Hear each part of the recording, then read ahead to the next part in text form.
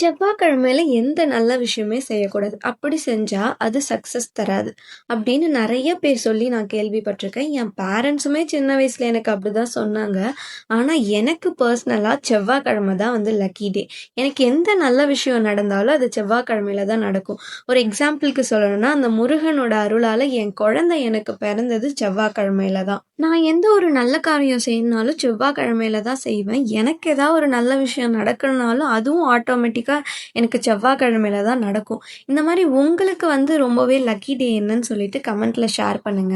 நான் எப்பவுமே வந்து செவ்வாய்க்கிழமையில செவ்வாய் ஓரையில வந்து முருகருக்கு வந்து வெத்திலை தீபம் போடுவேன். இன்னைக்கு முருகருக்கு வந்து நெய்வேத்தியமா வந்து நான் தக்காளி சாதமும், உருளைக்கிழங்கு வறுவலும் செஞ்சிருந்தேன்.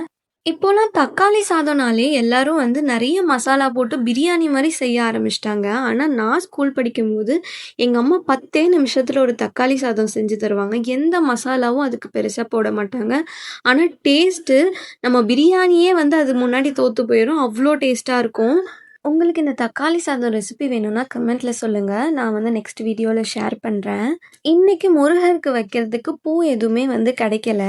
நாங்க இருக்கிறது வில்லேஜா, இங்க எதுவுமே வந்து அவ்வளவா கிடைக்காது. ஏதாச்சும் வாங்கணும்னா நாங்க பக்கத்து டவுனுக்கு தான் போகணும்.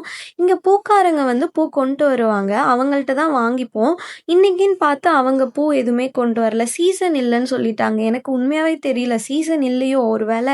அப்புறம் பார்த்தா செடியில வந்து செம்பருத்தி பூ ஒரு 4, 5 இருந்துச்சு. அதுதான் இன்னைக்கு முருகருக்குன்னு எழுதியிருக்கு போல.